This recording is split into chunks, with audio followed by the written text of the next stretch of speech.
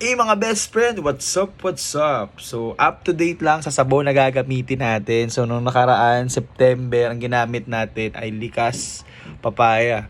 So, tingin ko okay naman siya. Kaya lang, katagihawat pa rin tayo, siguro kulang ako sa tulog. Pero for the month of October, ang gagamitin natin ay, tanan, Dove. Dove. Dove.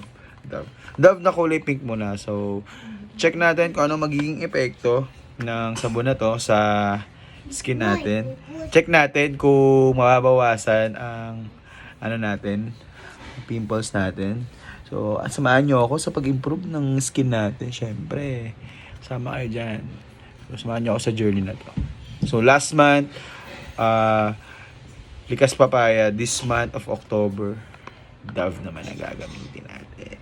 So, sa lahat ng gumagamit ng Dove, suporta. Let's go!